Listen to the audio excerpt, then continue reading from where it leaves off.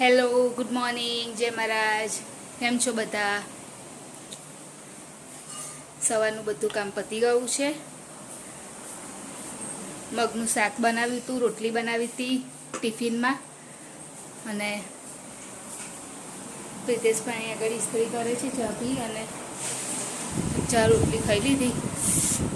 સવારમાં વિડીયો ચાલુ જ નહીં કરાતો, કેમ કે સવારથી ઉઠે ને ત્યારથી કામ હોય, ફ્રી ટાઈમ મળે ને એટલે પછી હું વિડીયો સ્ટાર્ટ કરું છું.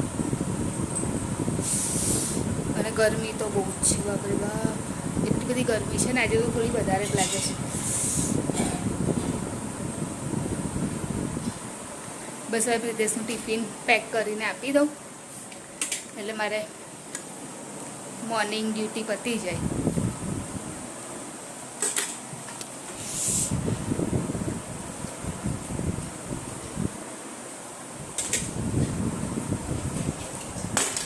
અને નાસ્તો તો અત્યારે એવું છે ને કે નાસ્તો મને કંઈ બનાવવાનું મન જ નહીં થતું.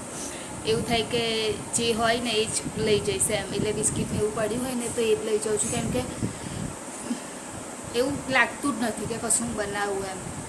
કિચનમાં જવું પડે છે ને એટલે એવું લાગે છે કે રવા દે નહીં બનાવવું, એના કરતાં હું કશો કોરો નાસ્તો જ લઈ જઈશ.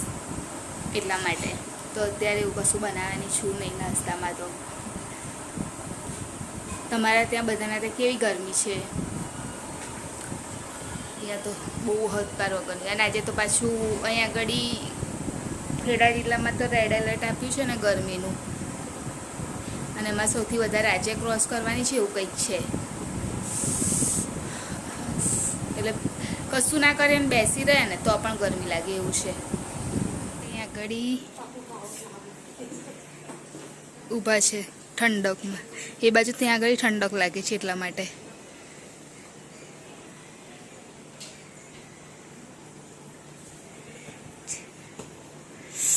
લીમડો તો છે પણ અહીંયા આગળ સીધો તાપ આવે છે, ઠંડક રહેતી છે નહીં. અને સવારમાં પપ્પા લાવ્યા તરબૂચ, તો એ કાપવાનું છે, પણ અત્યારે નહીં કાપીએ, કેમ કે અત્યારે જો કાપીશું તો કોઈ ખાવા માટે છે નહીં ઘરે, એટલે કપાશે સાંજે સીધું. એટલે સાંજે શું ખવાશે? નહીં તો અત્યારે બધું પાણી ને એવું જતું રહે અંદર. અને કેક છે, બીજું તો છે ખાવાનું, પણ શું લઈ જાઉં સમજ નહીં આવતું. વિચારું છું બિસ્કિટ લઈ જાઉં.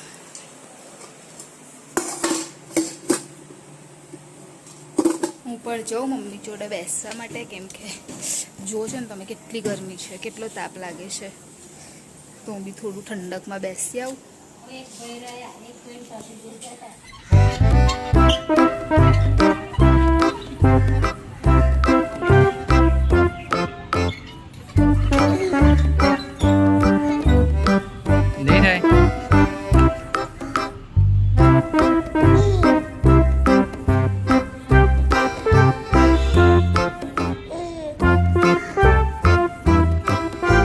આરામથી વાગે નહીં તને.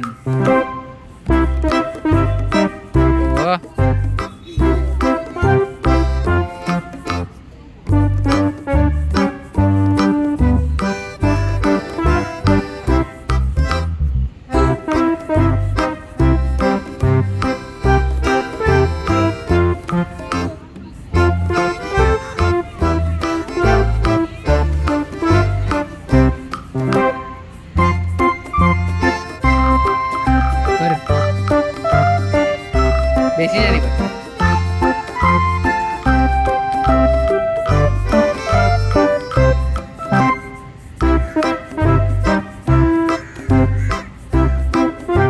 આવા નીચે જા,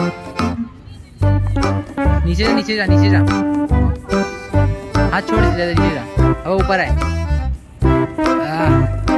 આખું નીચે જા. ટ્રાય કર એક જ વાર કર. देखो नीचे जतो रवाय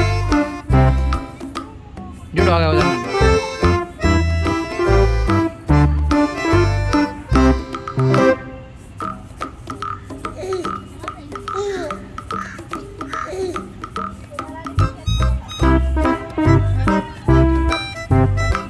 ખીચડી છે ને વચમાંથી રસ્તો છે ને વચમાંથી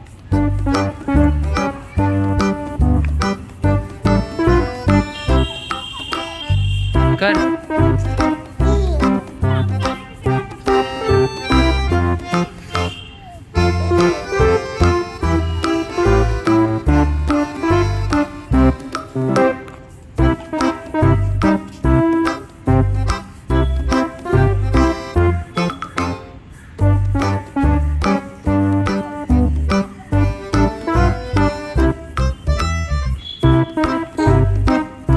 ઓય આરામથી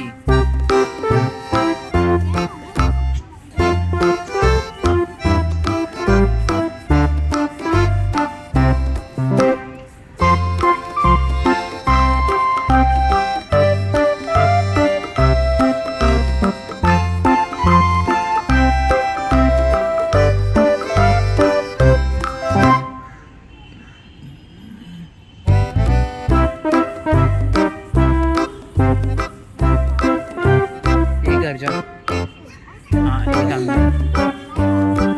આ કર ટ્રાય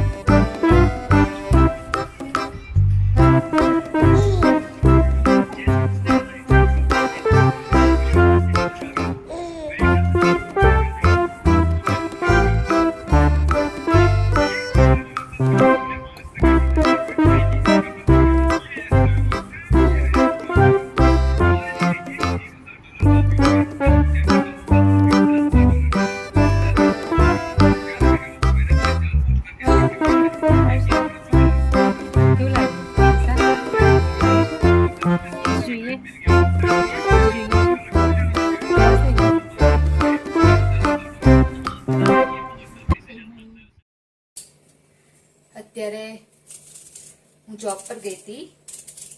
જોબ પરથી આવી ત્યાર તો મમ્મીની તબિયત બગડી ગયેલી એકદમ. શાયદથી લૂ લાગી છે. ગરમ ગરમ એકદમ શરીર થઈ ગયું. તાવ તો એ મતલબ કે તાવ બી હોઈ શકે તો ગોળી કરી જ લેશે હમણાં, પણ કદાચ લૂ લાગી હોય એવું લાગે છે. તે આરામ કરે છે અને જમવામાં ખીચડી થઈ જવાય છે અને શાક જે કાલે તાંદરજાની ભાજી મેં કાપી હતી ને, તાંદરજાની ભાજી અને ખીચડી બનાવવાનું છે. કેમ કે બીજું કશું શાક તો છે નહીં. ડુંગળી બટાકા રીંગણ બટાકા એવું બધું હોય તો નહીં ફાવતું, મતલબ નહીં ગમતું એવું તો ખાવાનું. અને બપોરે મમ્મીએ રીંગણ બટાકા જ બનાવ્યું હતું. એમ બી એમણે દહીંવાળું રીંગણ બટાકા બનાવ્યું હતું, એટલે એ તો કંઈ બનાવાય નહીં. તો તાંદરજાની ભાજી પડી છે તો બસ મેં કીધું કે ચાલ એ જ વઘારી દઉં. અને મમ્મીને લાગે છે ગરમીના લીધે પ્રોબ્લેમ થયો છે. તો ખીચડી થઈ જવાય છે. હવે શાક વઘારી દઉં અને બીજું હજુ મારી પાસે કામ છે. બહાર કચરો વાળવાનો છે અને કપડાં ધોવાના છે. ઘણું કામ બાકી છે. સવારનું પેલું તરબૂચ પડ્યું છે. જો આ ખીચડી થઈ ગઈ છે, એમાં ચમચો ફેરવી દઉં અને બંધ કરી દઉં. અને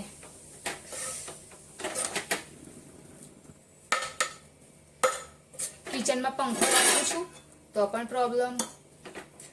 એટલે શું કરવાનું, કંટાળી ગયા છે. તો બી હજુ તો મતલબ આજે મેં ન્યૂઝમાં જોયું હતું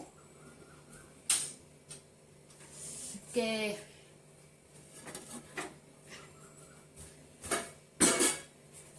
હજુ હા આવતા બુધવાર સુધી એકદમ સરસ ઠંડક થશે. એ પહેલા તો નહીં થવાની ઠંડક.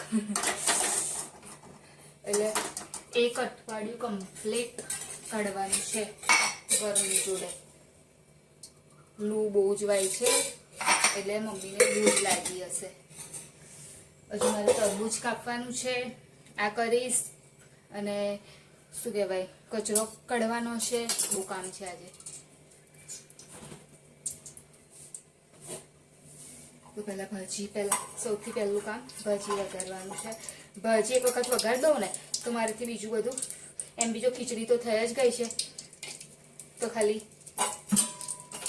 બહાર કચરો કાઢવાનો છે, મારા કપડાં ધોવાના છે, પાણી ભરવાનું છે અને તરબૂચ કાપવાનું છે. આટલું કામ છે મારી જોડે. તો પહેલાં ભાજી વઘારી દઈએ.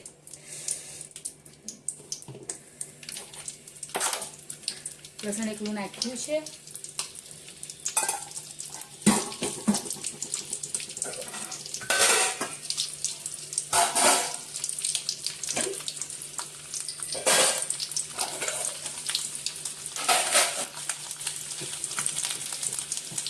થઈ ગયું લસણ.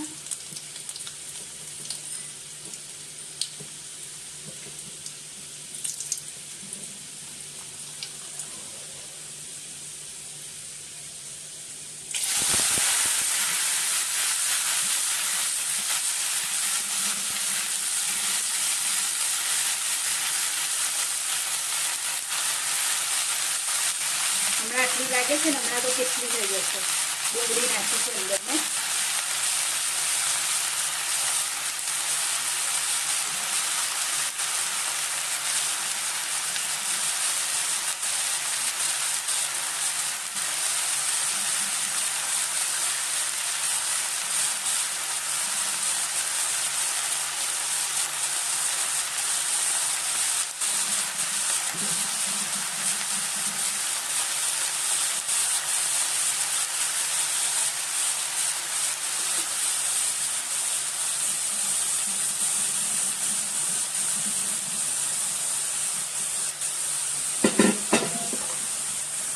બહુ તીખું નહીં બનાવવાનું, મીડિયમ બનાવવાનું છે.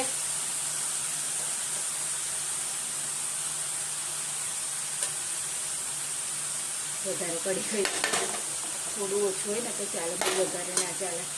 ખારું થઈ જાય તો ખાઈ નહીં કોઈ, ઓછું હોય તો વાંધો ના આવે, આપણે એડજસ્ટ કરી લેવાય. વધારે હોય તો એડજસ્ટ કેમ ન કરવું.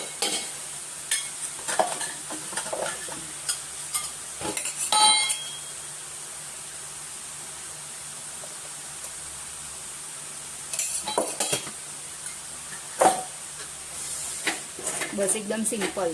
અત્યારે ઉનાળો છે, ગરમી બી વધારે છે, એટલે બહુ તીખું બી ના ખાવું જોઈએ. એટલે સિમ્પલ એકદમ નોર્મલ મસાલાવાળું જમવું જોઈએ. બસ હવે આ થઈ જશે. હવે હું થોડુંક જો આટલું જ ઊભી રહીશું ને. જો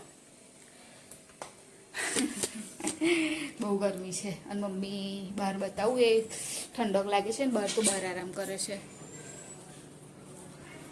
લૂ ઉતારવાની છે. હમણાં બાજુવાળા એક કાકી છે, એમને બોલાયા છે. એ આવે એટલે લૂ ઉતારી દઈએ. ત્યાં સુધી હું મારું ફટાફટ કામ પતાવી દઉં.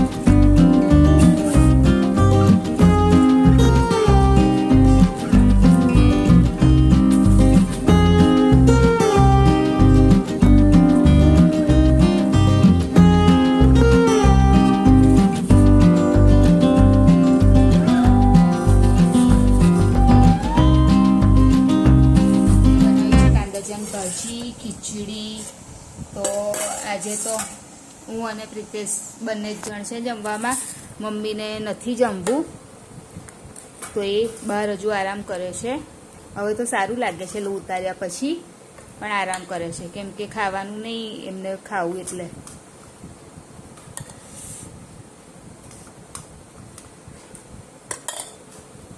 તો ચલો આવી જાઓ જમવા માટે.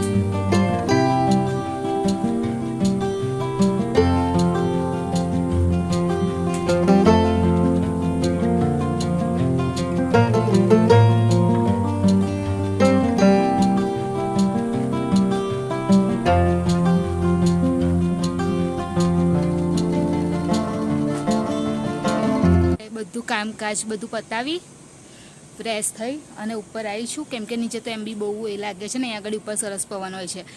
તો મમ્મીએ નહીં ખાધું કેમ કે તબિયત નહીં સારી, તો હજુ આરામ જ કરે છે, સૂવે છે.